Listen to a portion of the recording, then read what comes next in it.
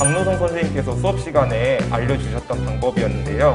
어려웠던 부분이 선생님 수업을 통해서 많이 해소가 된 것 같습니다. 방향성을 잡아줄 수 있는 우리 박노성 선생님. 홍보는 전혀 아니고요. 네. 80만 하셨네요. 축하드립니다.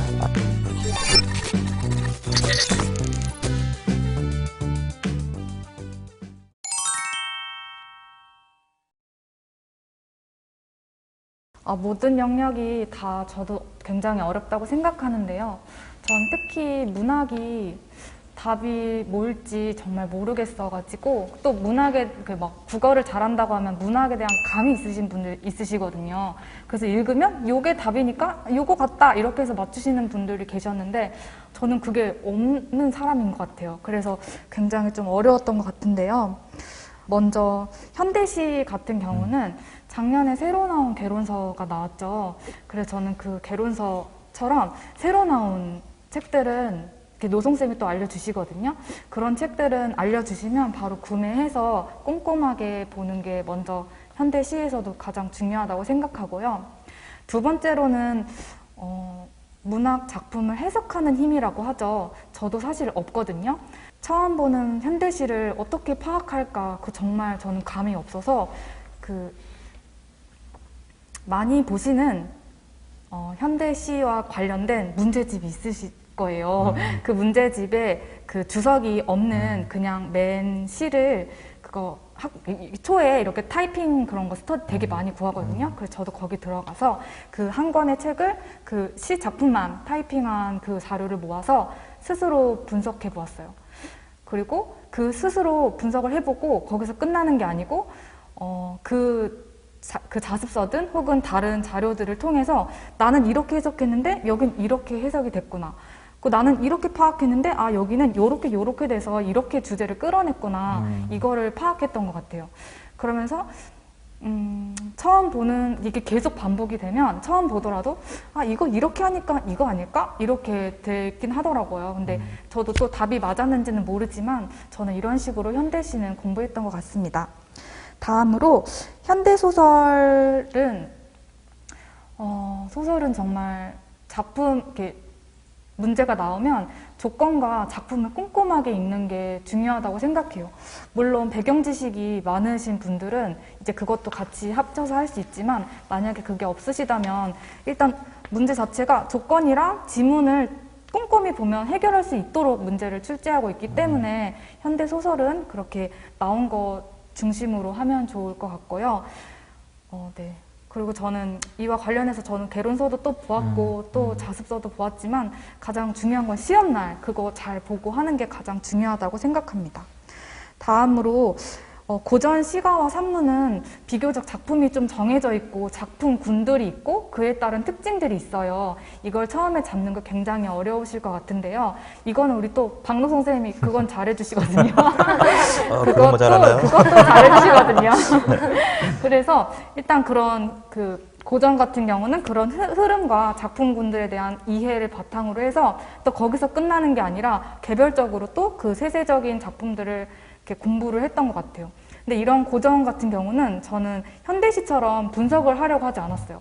왜냐면 어차피 전 모르고 그래서 자습서에 있는 내용을 이해하고 또 교과서에는 이 작품이 어떻게 쓰였나 이런 것들을 파악하면서 고전 문학은 공부했던 것 같습니다.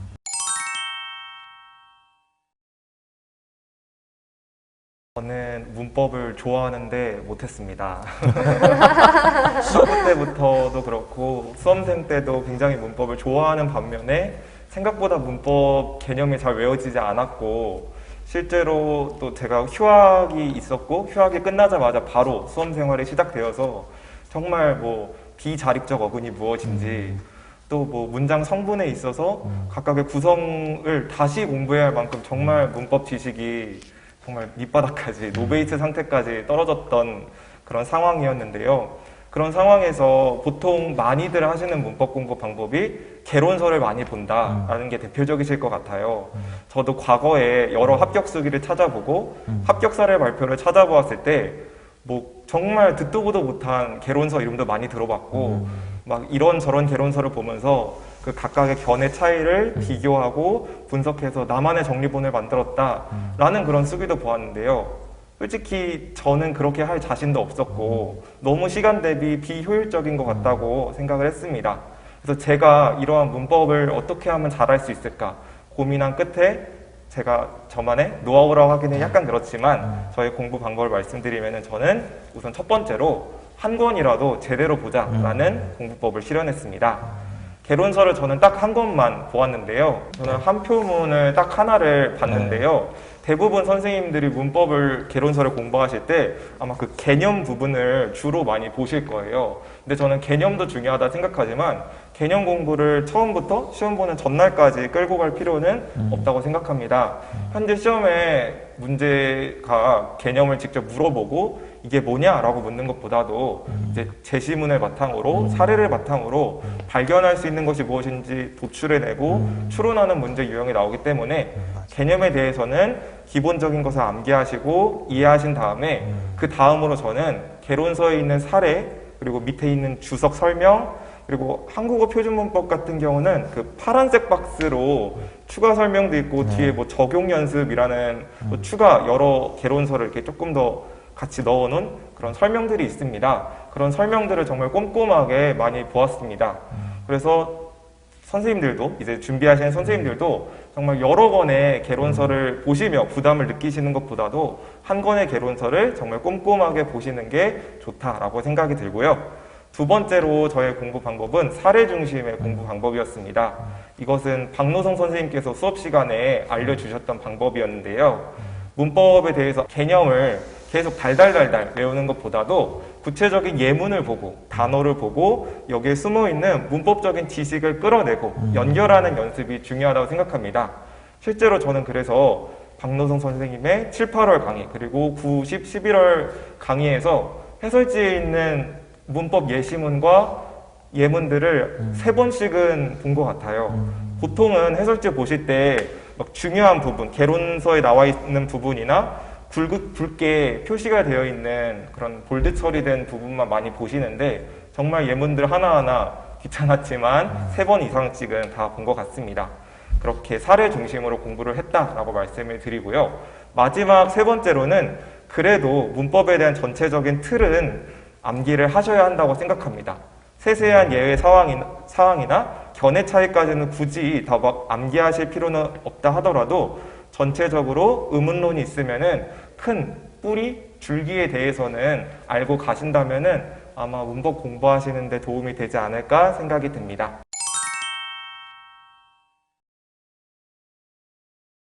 문식성 영역은 제가 임용 공부 처음 시작할 때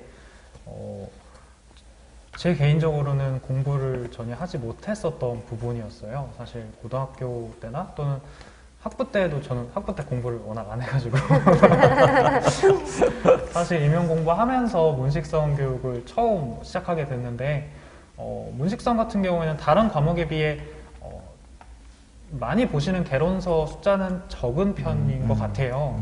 근데 개론서 숫자가 적음에도 불구하고 굉장히 생소하고 그리고 이 내용이 어떤 사고 과정에서 이렇게 이루어졌는지 처음에 볼 때는 굉장히 이해가 어렵더라고요. 그래서 저 같은 경우에 처음에 전혀 감을 못 잡다가 이번에도 박노영 선생님께서 수업할 때 사실 책의 이 부분은 이러이러한 교수님의 이러이러한 의도에서 이렇게 서술이 된 거고 이 부분이 이렇게 문제에 적용된다 하고 개념 설명해 주실 때부터 전체적으로 연관을 해서 설명을 해 주셔서 그 강의를 듣고 나서 이후에 교재를 읽는 식으로 제가 공부를 했던 것 같아요. 그리고 아까 말씀드렸던 부분이랑 겹치는 부분인데 처음에는 그래서 가장 어려웠던 부분이지만 이렇게 대강을 잡아주시고 개요를 잡아주시고 연관을 시키고 난 이후에는 어떻게 보면 공부 시간이 나중에 가장 절약되는 부분인 것 같아요. 개론서도 정해져 있고 대강 흐름을 워낙 잘 잡아주셔서 그리고 또 문식성이 좀 가장 특징적인 부분이 정보력에 있어서 가장 차이가 많이 나는 부분인 것 같아서 특히나 그런 정보력 부분에서는 가장 최신의 심지어 개론서에 안 실린 부분까지도 언급을 해주시고 연결을 지어주시기 때문에 그 어려웠던 부분이 저는 개인적으로 선생님 수업을 통해서 많이 해소가 된 것 같습니다. 아까 제일 먼저 얘기하셨던 문학 공부 같은 경우는 상당히 좋은 방법이었어요. 그러니까 어떤 기본적인 내가 어떤 정보들을 알고 있어도 사실 그걸 실제적인 작품에서 읽어낸다는 것은 굉장히 어려운 일이거든요. 근데 그걸 수행적으로 트레이닝을 한 거죠. 그러니까 내가 어떤 수능 교재가 됐든 작품 원문을 가지고 지문을 활용했든 그것을 바탕으로 내가 스스로 트레이닝을 해서 내가 기능적으로 작품을 좀 읽고, 아까 해석이라는 말씀하셨는데 그걸 전문용어로 해석교육이라고 합니다. 그래서 해석적인 부분을 내가 잘 할 수 있도록 노력한 거, 굉장히 저는 그게 유효한 방법이라고 생각을 하고요. 문법 같은 경우는 과거에 비해서 지식적인 어떤 심화보다는 아까 우리 선생님이 말씀하셨던 사례를 중심으로, 이걸 전문용어로 탐구라고 합니다. 그 탐구라는 방법을 굉장히 요구하죠, 요즘 교수님들은. 그래서 그 탐구를 요구하는 문장들을 내다 보니까 아까 되게 좋은 말씀 해주셨는데, 많은 쉽게 말하면 초생분들, 그러니까 재학생분들이 제일 많이 하는 질문 중에 하나가 단권화입니다. 여러 책들이 있는데 그걸 단권화를 어떻게 해야 될까요? 이런 말씀을 많이 하시는데, 사실 단권화라는 것은 여러 책들에 나와 있는 그 저자들의 관점을 비교하는 과정이지만 사실 출제자는 한 명입니다. 출제자는 한 명이기 때문에 출제자의 관점을 보는 게 제일 중요합니다. 그러니까 여러 관점을 비교할 필요가 없다는 거죠. 그런데 아까 우리 선생님께서 말씀하셨던 방향은 그 출제자의 관점을 정확하게 꿰뚫어 보기 위한 과정이라고 볼 수 있고, 또 그 과정에서 아까 굉장히 중요한 말씀하셨는데 사례를 중심으로 보셨다는 건 탐구 과정에 대해서 노력을 했다는 것이죠. 다시 말하면 말씀을 종합을 해보면 시험의 출제 경향에 가장 적합한 공부 방법을 선택했다는 거예요. 그래서 제가 봤을 때는 합격을 하는 데는 굉장히 중요한 뭔가 포커스가 있는데 그걸 잘 지키지 않으셨는가, 그렇게 생각이 들고, 마지막으로 사실은 이제 문식성 교육에 대한 얘기를 하셨을 때 상당히 공감하는 게, 책은 되게 적습니다. 많은 사람들이 문식성, 그러니까 화법, 작문, 독서에 관련된 서적 중심 공부를 할 때 그 서적을 정할 때는 가장 손쉽게 정할 수 있는 영역이 바로 문식성이라고 저는 이제 생각을 합니다. 그럼에도 불구하고 이 문식성은 사실은 이제 생긴 지가, 국어과 내부에서 생긴 지가 이제 한 10여 년? 길게 봐야 20년도 안 된 신생학문이에요. 그러다 보니까 출제 영역 자체에서도 굉장히 신생학문이다 보니까 정보력이나 또 출제 경향이 가장 민감한 부분이기도 합니다. 그리고 또 교수님들, 그러니까 전문 연구자분들도 타 영역에 비해서는 굉장히 적습니다.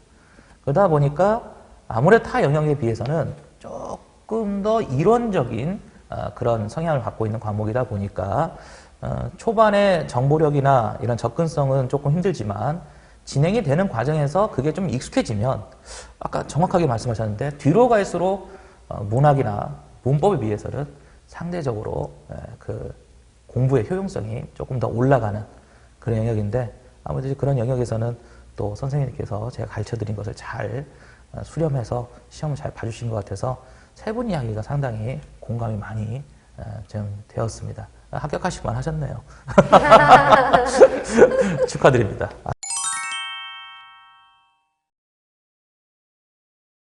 함께 교육 현장에서 우리 아이들을 살리고 우리 교육을 이끌어 나가는 멋진 동료 교사로 만날 수 있었으면 좋겠습니다. 응원하겠습니다. 햇빛도 많이 쬐고 운동도 많이 하고 하시면서 멘탈 관리하셔서 원하시는 바 올해는 꼭 이루시길 바랍니다. 방향성을 잡아줄 수 있는 우리 박노선 선생님 수업 함께 하면서 홍보는 전혀 아니고요. 네, 정말 방향성이 중요하니까 방향성 잘 잡고 개별적으로도 굉장히 열심히 노력한다면 반드시 합격하실 수 있을 것입니다. 응원합니다.